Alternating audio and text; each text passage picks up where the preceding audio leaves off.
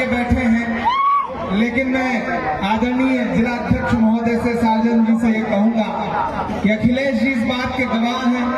आपकी लड़ाई, आपका वकील बनके मैंने सीसी तक में लड़ी, अब नसीब में कुछ नहीं था, नहीं हो सका, लेकिन हमने कल भी आपकी लड़ाई लड़ी थी और आज आपके बेटे की तरह है गरीब दास, आपका अपना भाई के लिए आज सुबह सुबह आपके बीच में वोट की अपील करने के लिए आया हूं। हमने और अखिलेश भाई ने अपने चुनाव प्रचार की शुरुआत की तो सबसे पहले बछवाड़ा से शुरुआत की। यहां नंदकिशोर जी बैठे हैं, बेगूसराय और उसके आसपास के तमाम जिम्मेदार महागठबंधन के साथी यहां पर बैठे हैं। कोई खुशबू न कोई फूल न कोई रौनक, कोई खुशबू न कोई फूल न कोई रौनक, उसमें कांटों की जहालत नहीं देखी जाती। हमने खोली थी इसी बाग में अपनी आंखें, हमसे इस बाग की हालत नहीं देखी। बछवाड़ा वालों, ये चुनाव सिर्फ एक विधायक चुनने का चुनाव नहीं है, ये चुनाव बिहार की सरकार बदलने का चुनाव है। एक तरफ आपके मंत्री हैं, सुरेंद्र मेहता जी नाम है ना, बिहार के खेल मंत्री हैं, उम्र है 66 साल, जो विकिपीडिया पे लिखा है उसके हिसाब से उनकी उम्र है 66 साल। अरे भाई, खेल मंत्री तो किसी नौजवान आदमी को बनाना चाहिए, सीनियर सिटीजन को। और एक तरफ एक साहब है जो 75 साल के हैं, 76 साल के हैं, एक साहब 66 साल के हैं और एक तरफ 31 साल का जिस ओर जवानी चलती है उस ओर जमाना चलता है।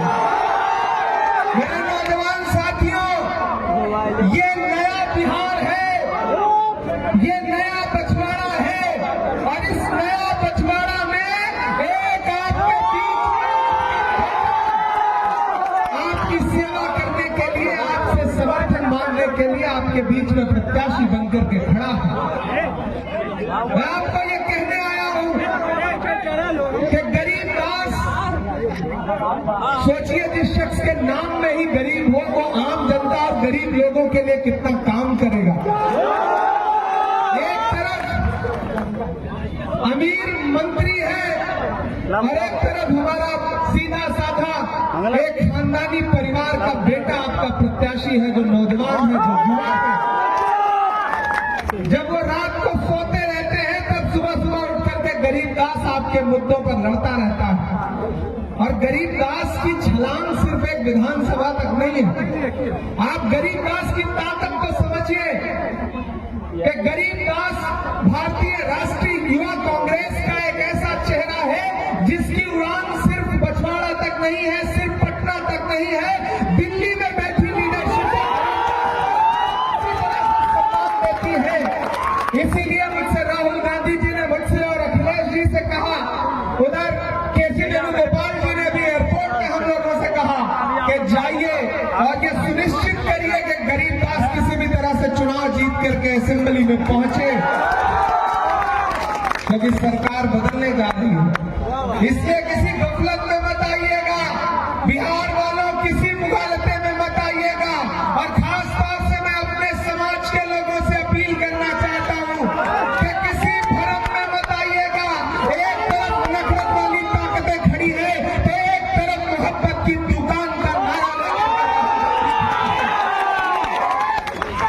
एक तरफ नफरत की बात करने वाली सरकार है तो दूसरी तरफ 4000 किलोमीटर कन्याकुमारी से कश्मीर तक पैदल चलते हुए सिर्फ एक नारा लगाते हुए एक नेता खड़ा है कि नफरत छोड़ो भारत जोड़ो, जिसका नाम राहुल गांधी है।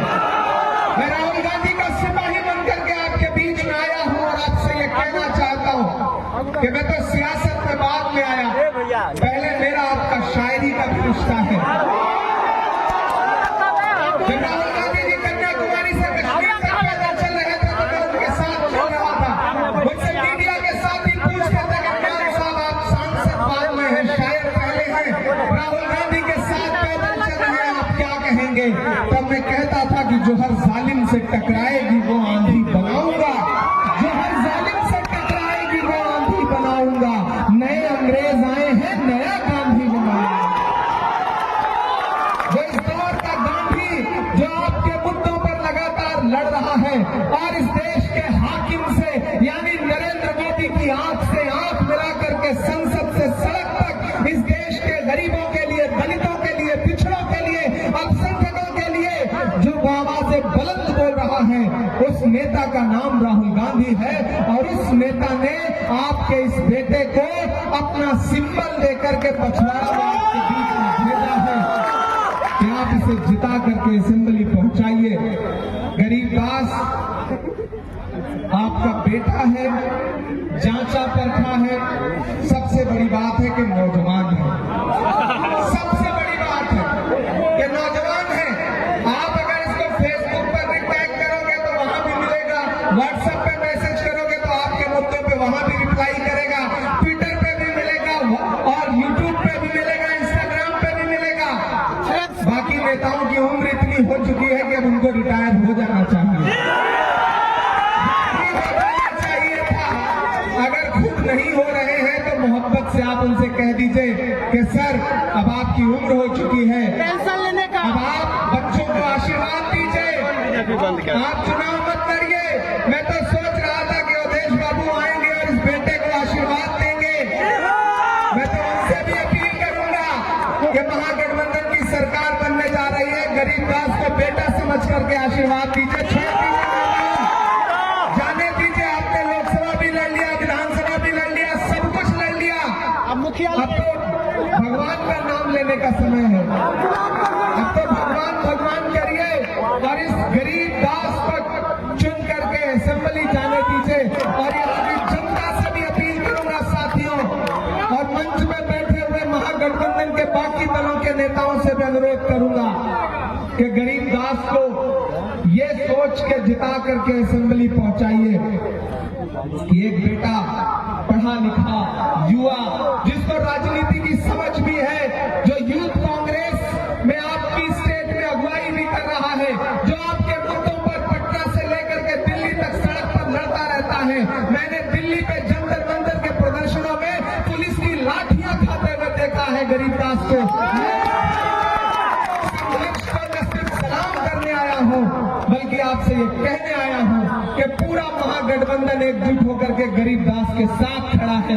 कहीं कोई आपस में बंटवारा नहीं है। कोई अगर एक प्रत्याशी ये कह रहा है कि नहीं हम महागठबंधन से अलग लीड लेकर के चल रहे हैं, तो फिर आपको भी अपने वोट की ताकत से उसे जवाब देकर के कहना है कि नहीं, जिस ओर जवानी चलती है उस ओर जवानी चलती है।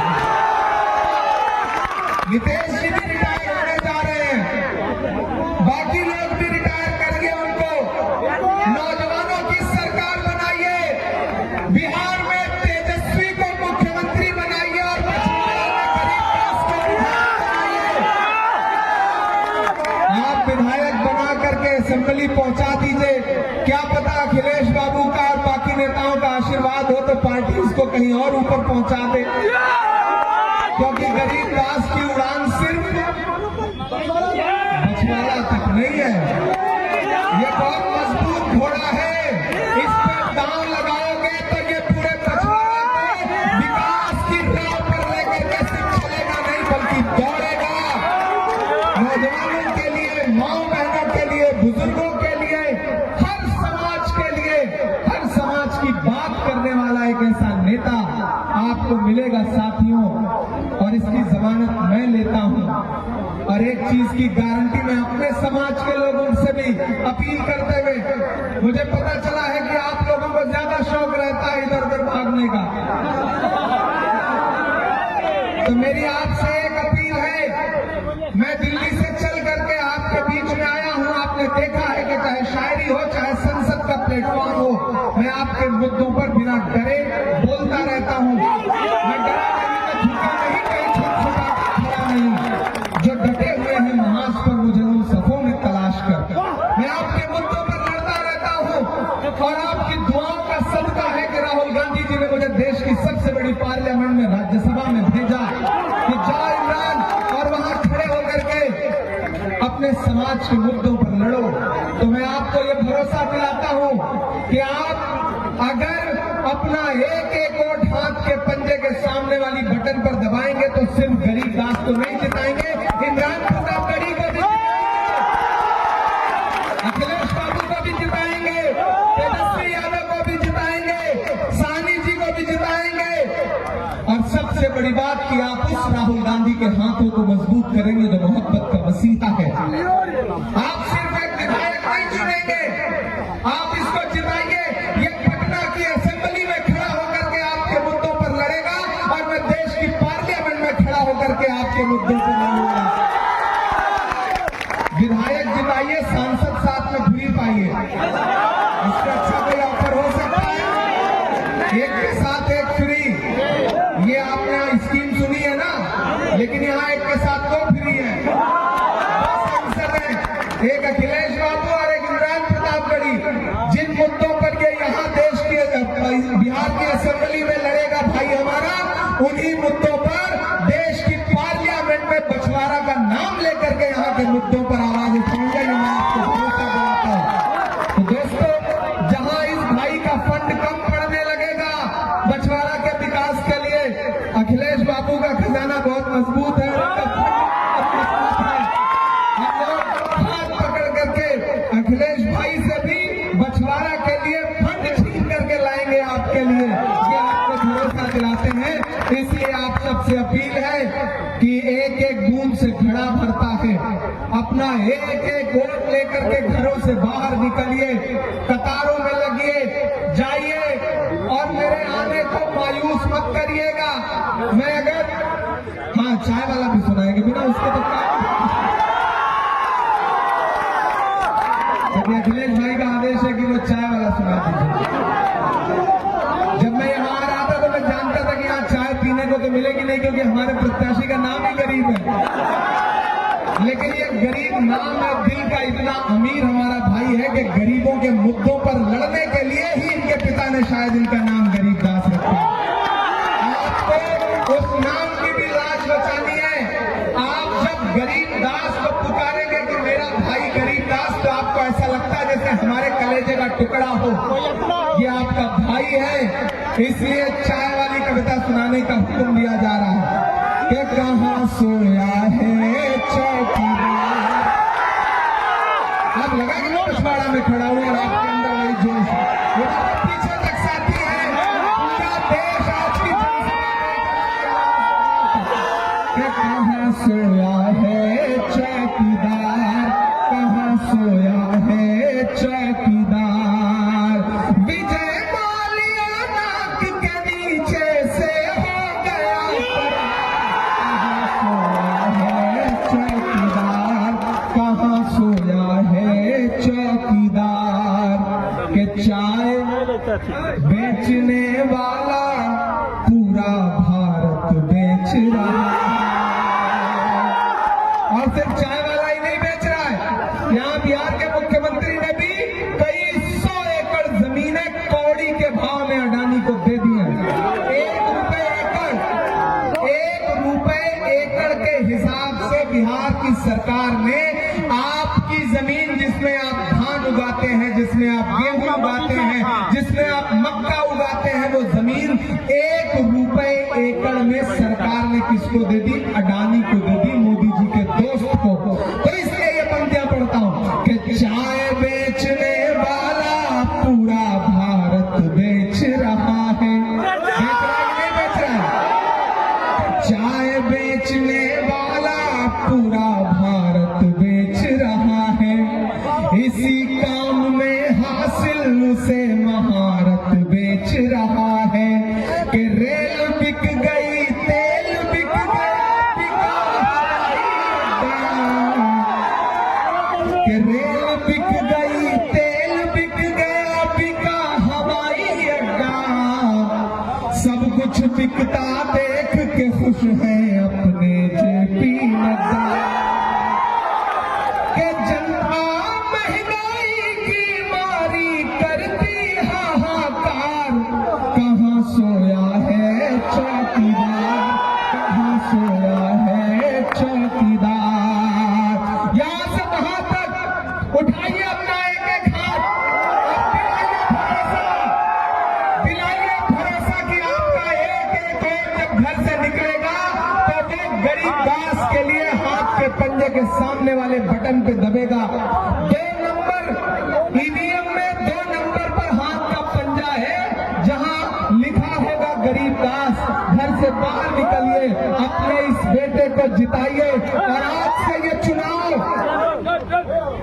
सिर्फ गरीब दास का चुनाव नहीं है, आज से ये चुनाव आपका है।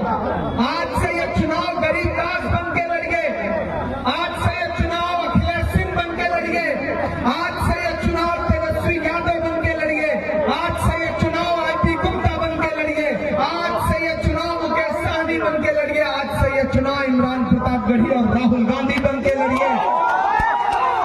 आपके फोन में जितने भी कॉन्टैक्ट हैं, आपके व्हाट्सएप पे जितने भी नंबर हैं, आप फेसबुक पर, सोशल मीडिया पे, आज से इस बेटे के लिए आपको ये चुनाव आपको लड़ना पड़ेगा।